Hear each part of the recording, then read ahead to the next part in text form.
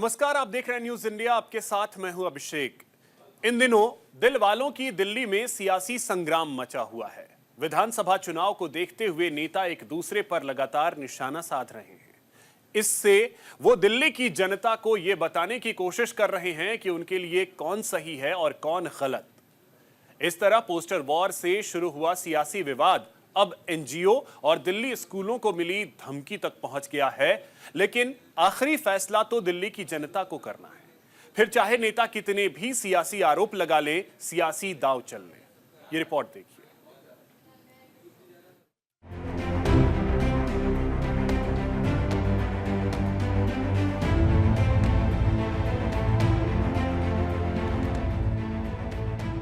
राजधानी दिल्ली में वक्त के साथ सियासी घमासान तेज होता जा रहा है। त्रिकोणीय देखने वाले दिल्ली के विधानसभा चुनाव में असल टक्कर आम आदमी पार्टी और बीजेपी के बीच है। हालांकि वोटिंग से कुछ वक्त पहले राहुल गांधी ने सीलमपुर सीट से चुनाव में अपनी मौजूदगी दर्ज कराई है,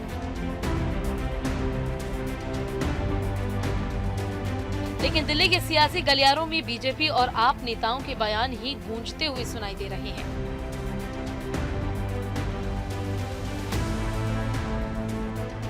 इस तरह दिल्ली का विधानसभा चुनाव धीरे धीरे त्रिकोणीय से द्विपक्षीय होता जा रहा है। दिल्ली में पोस्टर वार से शुरू हुआ संग्राम फर्जी वोटर होते हुए दिल्ली के स्कूलों को बम से उड़ाने की मिल रही धमकियों तक पहुंच चुका है। अब इस मामले को लेकर बीजेपी ने आम आदमी पार्टी पर निशाना साधा है। बीजेपी प्रवक्ता सुधांशु त्रिवेदी ने प्रेस कॉन्फ्रेंस कर अरविंद केजरीवाल से इस मामले में सवाल पूछे हैं। फिर जब इस विषय की गहनता से जांच की गई और यह ट्रैक करने का प्रयास किया गया कि ये ईमेल्स कहां से आ रहे हैं, तो बहुत ही आश्चर्यजनक तथ्य प्रकाश में आया कि मूलतः यह ईमेल एक ऐसे व्यक्ति के द्वारा आ रहे थे जो अल्पवयस्क है। These all emails were originating from a person who is juvenile. और आप समझिए उसने कई 100 स्कूलों को इस प्रकार की फर्जी कॉल्स किए। इसके बाद जब जांच में उनके लैपटॉप और अन्य फोरेंसिक चीजों की जांच की गई और इस बात की पुष्टि हुई, तो और भी गहरा तथ्य प्रकाश में आया कि उसके परिवार के लोग और उसके अभिभावक ऐसे कुछ एनजीओ से जुड़े हैं जो कि इस प्रकार की गतिविधियों में पूर्व में संलिप्त रहे हैं, जिन्होंने अफजल गुरु की फांसी का विरोध किया है। दिल्ली में आम आदमी पार्टी का बहुत गहरा संबंध न सिर्फ तमाम ऐसे अवांछित एनजीओ से रहा है और तमाम ऐसी गतिविधियों से रहा है जो अफजल गुरु की हैंगिंग और देश विरोधी तमाम गतिविधियों में लिप्त रहे हैं। आप सभी को ध्यान होगा कि फरवरी 2015 में जो टुकड़े टुकड़े होंगे का नारा लगा था, वो अफजल गुरु की बरसी के ऊपर था और जिसकी फाइल को महीनों तक आम आदमी पार्टी ने बचा के रखा था। इसलिए अब यह रहस्य गहरा रहा है कि वो एनजीओ कौन है, वो एनजीओ के लोग कौन हैं, उनका आम आदमी पार्टी से कोई संबंध है क्या? क्योंकि यह बात हम ऐसे हवा में नहीं कह रहे। आम आदमी पार्टी की मुख्यमंत्री आतिशी मरलेना जी के दोनों पेरेंट्स ने अफजल गुरु की क्लीमेंसी के पिटीशन का समर्थन किया था, तो यह बात सीधे संबंध जुड़ता हुआ दिखाई पड़ रहा है। केजरीवाल जी आकर तमाम बार अनाप शनाप बातें, अनर्गल मिथ्या बातें कर जाते हैं। आज उनसे मैं साफ साफ शब्दों में पूछना चाहता हूं कि आम आदमी पार्टी आकर स्पष्ट करे कि यह जो भयानक और खतरनाक तथ्य उभर के सामने आया है, इसके पीछे जो मैकेनिज्म नजर आ रहा है, चूंकि उन लोगों का सीधे वैचारिक सामने आपसे नजर आ रहा है, तो आपसे उनका क्या संबंध है? आपको सीधे आकर स्पष्ट करना चाहिए दो टूक शब्दों में। सीधा, स्पष्ट और सपाट जवाब आम आदमी पार्टी से चाहिए कि इस प्रकार की जो घटना हुई उसमें जो लोग संलिप्त हैं उनसे आपका क्या संबंध है? इसमें कोई दो राय नहीं है कि दिल्ली पुलिस के इस खुलासे ने आपकी मुश्किलें बढ़ा दी हैं। बीजेपी की माने तो पुलिस जांच में जिन एनजीओ के नाम सामने आए हैं उनका संबंध कहीं न कहीं दिल्ली की ईमानदार छवि वाली आम आदमी पार्टी से है। इसलिए बीजेपी इस मामले को आधार बनाकर दिल्ली सरकार पर करारा प्रहार कर रही है। उधर दिल्ली बीजेपी प्रदेश अध्यक्ष वीरेंद्र सचदेवा ने भी अरविंद केजरीवाल की ईमानदारी पर सवाल निशान लगा दिया है।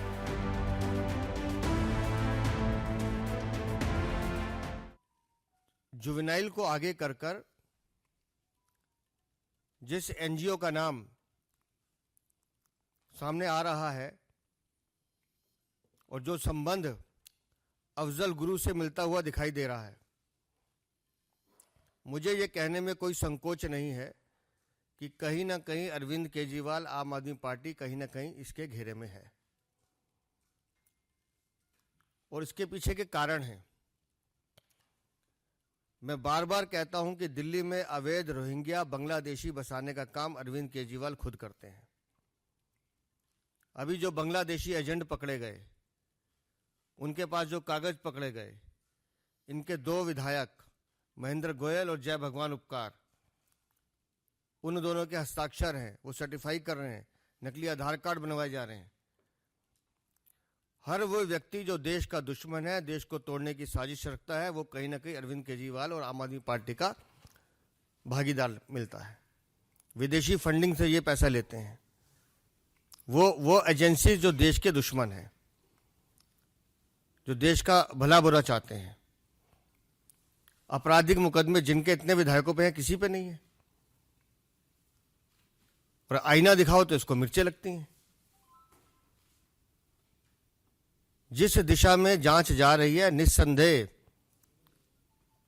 वो एनजीओ, आतिशी मार लेना, अरविंद केजरीवाल, आम आदमी पार्टी कहीं ना कहीं एक सूत्र में बनते हुए नजर आएंगे। अरविंद केजरीवाल दिल्ली के नहीं, देश के भी दुश्मन हैं।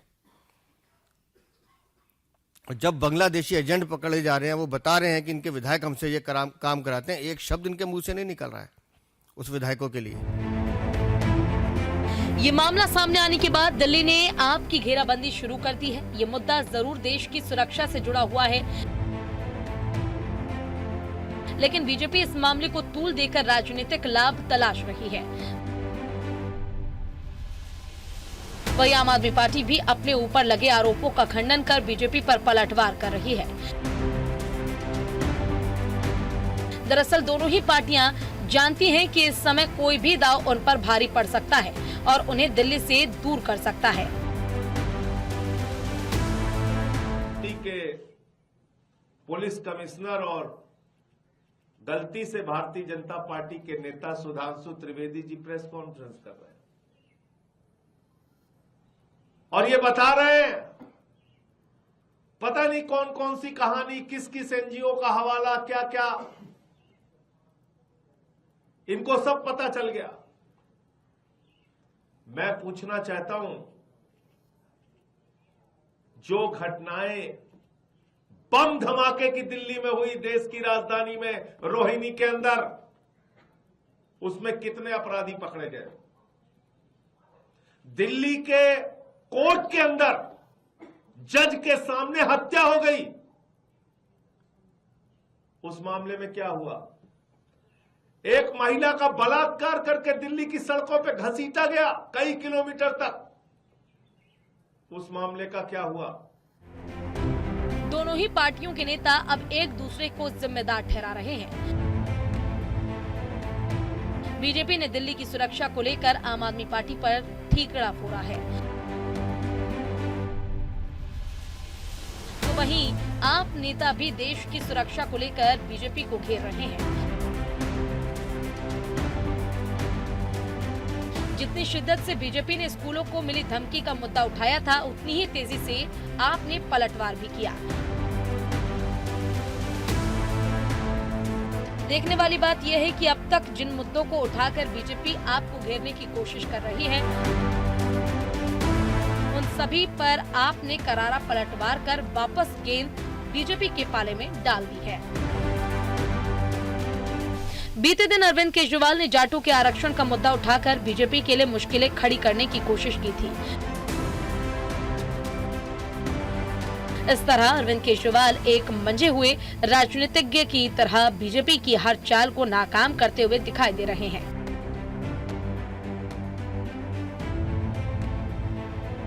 यानी बीजेपी के हर नहले का जवाब अरविंद केजरीवाल दहले से दे रहे हैं।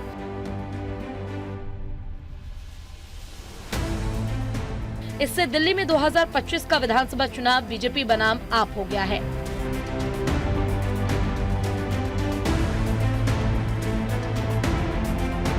एक और बीजेपी की खामियों को जनता के सामने रख के अरविंद केजरीवाल अपनी सियासी जमीन बचाने में जुटे हैं।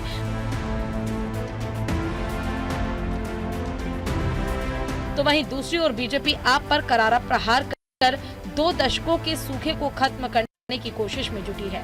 दरअसल बीजेपी काफी समय से दिल्ली की सत्ता से बाहर है। वहीं अरविंद केजरीवाल कांग्रेस को सत्ता से बाहर दिल्ली की गद्दी तक पहुंच गए।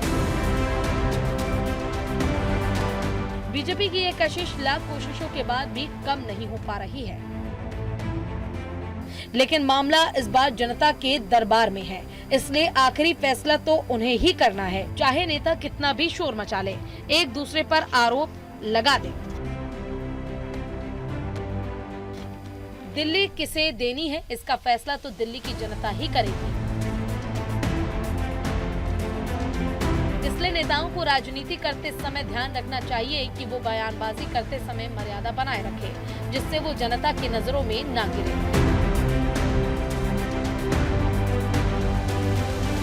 और जहां तक बात दिल्ली की जनता की रही, तो वो सब जानती है कि उसके लिए सही कौन है और गलत कौन। न्यूज़ इंडिया के लिए संजीव कुमार की रिपोर्ट। दिल्ली वालों की दिल्ली नेताओं के लिए जंग का मैदान बन गई है। वो जीत के लिए शाम दाम दंड भेद सभी तरीके आजमा रहे हैं। अपने विरोधियों को नीचा दिखाने के लिए वो कोई कोर कसर नहीं छोड़ रहे, जिससे उन्हें दिल्ली की जनता अपने दिल में जगह दे और दिल्ली की सत्ता तक पहुंचा दे। वोटरों को लुभाने के लिए नेता हर वो दांव चल रहे हैं जिससे उनके सिर जीत का ताज सज सके। ऐसे में देखने वाली बात यह होगी कि आखिर अपने मकसद में कौन कामयाब हो पाता है। ये रिपोर्ट देखिए।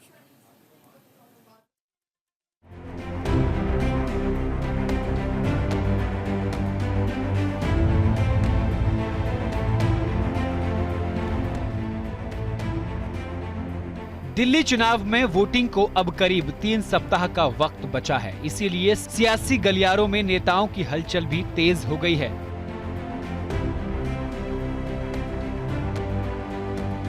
दिल्ली चुनाव में नामांकन से पहले ही मुख्यमंत्री आतिशी का इलेक्शन कैंपेन विवादों में आ गया है। सरकारी गाड़ियों का इस्तेमाल करने का मामला गरमाया हुआ है। इस मामले में पीडब्ल्यूडी के एग्जीक्यूटिव इंजीनियर के खिलाफ एफआईआर दर्ज की गई है। कोड ऑफ कंडक्ट के आरोप में रिटर्निंग ऑफिसर ने एफआईआर दर्ज करवाई है। साथ ही मुख्यमंत्री आतिशी पर भी आरोप लगाया है कि उन्होंने निजी कार्यालय के लिए सरकारी वाहनों का इस्तेमाल किया है।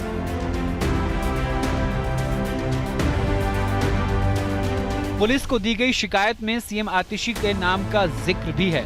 हालांकि जांच के बाद पीडब्ल्यूडी के एग्जीक्यूटिव इंजीनियर को दोषी पाया गया और उनके खिलाफ एफआईआर दर्ज हुई है। जांच में पाया गया है कि इंजीनियर ने गाड़ी दी थी। भाजपा तो जब मुंह खोलती है झूठ बोलती है। हर नागरिक जानता है कि देश की बॉर्डर सिक्योरिटी सीधे तौर पर अमित शाह जी के अधीन आती है। बार बार देखा गया कि रोहिंग्या महाराष्ट्र में, रोहिंग्या गुजरात तक में बसे हुए हैं और दिल्ली में अगर रोहिंग्या हैं तो म्यांमार के रास्ते मणिपुर होते हुए, नागालैंड होते हुए, असम होते हुए, उत्तर प्रदेश, बिहार होते हुए, उत्तर प्रदेश होते हुए फिर दिल्ली पहुंचे। तो इतने सारे बॉर्डर अगर क्रॉस किए तो ये सबसे बड़ा फेलियर अमित शाह जी का है। हरदीप पुरी जी ने तो सार्वजनिक तौर पर ट्वीट कर 17/8/2022 को बकायदा पीएमओ को टैग करके ये जानकारी दी थी कि वो दिल्ली के बक्करवाला में रोहिंग्या बसा रहे हैं। अगर हरदीप पुरी जी को अरेस्ट कर लिया जाए तो सारे रोहिंग्या पकड़े जाएंगे। उनको पता है रोहिंग्या को उन्होंने कहाँ बसाया। अमित शाह जी पर भी। उधर नेता एक दूसरे पर निशाना साधने का कोई मौका नहीं छोड़ रहे हैं। उन्हें जब भी मौका मिल रहा है वो मोर्चा संभाल कर सियासी बयानबाजी कर रहे हैं। मुख्यमंत्री आतिशी ने नामांकन भरने के बाद प्रवेश वर्मा पर आरोप लगाए।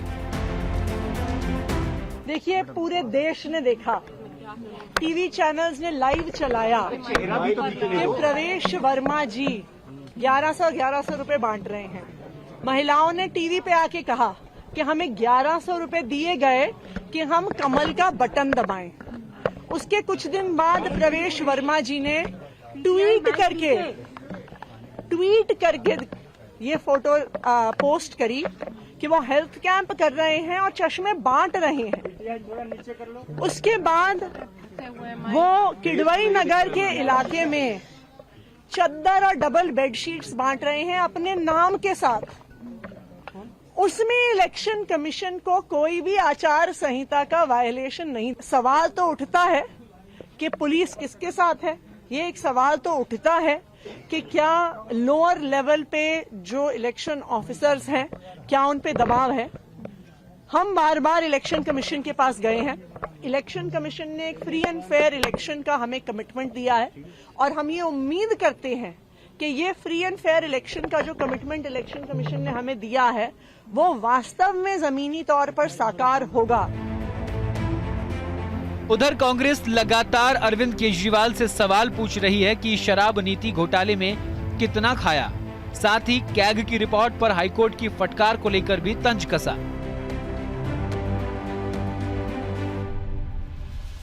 10 साल से ज्यादा अरविंद केजरीवाल जी की हुकूमत है। कितना समय चाहिए? दिल्ली को बर्बाद करने के सिवा इन दोनों ने जहरीली सांस लेने के लिए मजबूर करने के सिवा, प्रदूषित पानी यमुना का करने के, सड़कों फ्लाईओवर की वो तेजी खत्म कर दी जो शीला दीक्षित के जमाने में। राहुल गांधी जी ने बिल्कुल ठीक कहा है, दिल्ली के लिए ये दोनों जिम्मेदार हैं। मैं सिर्फ पूछना चाहता हूँ, क्या ये प्रदेश जो केंद्र शासित है, ये कुछ लोगों की नारेबाजी ड्रामेबाजी पे चलेगा या फिर दिल्ली की जनता को वो मिलेगा जिसकी वो हकदार है? कि जब राहुल गांधी जैसे नेता ने आप पर सवाल खड़े किए हैं, हिम्मत हो तो जवाब दें। और मैं बार बार कहता हूं, अरविंद केजरीवाल हो या उनकी पार्टी हो, ये कायर लोग हैं। कायर लोग अपने पे लगाए हुए सवालों पे हिम्मत नहीं होती है जवाब देने की। हम लोग जब भी आप सवाल पूछते हो उसका जवाब देते हैं, लेकिन बहुत हो गया है, सिर्फ हमसे सवाल नहीं पूछे जाते हैं। जो रूलिंग पार्टी है दिल्ली में, उसे भी जवाब देना चाहिए। ये कहां दिल्ली लाके खड़ी कर दिए। एक जवाब इनका आया है सीएजी पे। सीएजी ने इनके मुंह पर ऑलमोस्ट कहना नहीं चाहिए, एक तरीके से इनकी ईमानदारी पर एक थप्पड़ मारा है, नकाब नीचे गिरा दिया कि 2000 करोड़ तुम 6 महीने में खा गए। मैं तो कहता हूं 2000 करोड़ अगर उन्हें 6 महीने की नीति में खा गए थे, साल भर वो चलती और वो कांग्रेस ने बचाया, हमारे पत्र ने बचाया। 4000 करोड़ का साल का घोटाला होता, पिछले 4 साल में 17-18 हजार करोड़ का घोटाला हो जाता। और एक चीज बताएं, जब आप किसी प्राइवेट लोगों के साथ मिलके, पता नहीं कहां के बड़े बड़े शराब के ठेकेदार थे जो ये दिल्ली में घुसा दिया इन्होंने, जब आपने लेन देन किया होगा 18,000 करोड़ का फायदा आपने प्राइवेट को किया है, तो उसमें कुछ तो बड़ा परसेंटेज आपको मिला होगा। कांग्रेस और बीजेपी खेमे से लगातार हो रही बयानबाजी को देखकर लग रहा है कि अरविंद केजरीवाल इस बार विपक्ष के चक्रव्यूह में फंस गए हैं। एक तरह से बीजेपी उन पर निशाना साध रही है, तो वहीं दूसरी ओर से कांग्रेस ने मोर्चा संभाला हुआ है। ये दोनों ही पार्टियां पिछले कुछ दशकों से दिल्ली की सत्ता से बाहर हैं। दिल्ली की जनता ने दोनों ही पार्टियों से एक लंबे अरसे से मुंह फेरा हुआ है। इसीलिए ये समझना आसान है कि आखिर बीजेपी और कांग्रेस के निशाने पर अरविंद केजरीवाल क्यों हैं। उधर कालकाजी विधानसभा सीट से नामांकन दाखिल करने के बाद कांग्रेस उम्मीदवार अलका लांबा ने भी अपने विरोधियों पर निशाना साधा। आम आदमी पार्टी की 10 साल की लड़ाई तू मैं से थक और हार गए हैं। अब बदलाव चाहते हैं और बदलाव के तौर पर कांग्रेस एक मजबूत विकल्प रहा है, आज भी है और वापस कांग्रेस की तरफ लोग देख रहे हैं। हम उनकी उम्मीदों को तोड़ने नहीं देंगे। अपराध की राजधानी बनाने में भाजपा ने कोई कोर कसर नहीं छोड़ी और नशे की राजधानी बनाने में अरविंद केजरीवाल ने शराब नीति, शराब घोटाला लाकर एक के साथ एक बोतल फ्री, शराब पीने की उम्र को 25 से 21 घटाकर कोई कसर नहीं छोड़ी। महंगाई आज चरम पर है।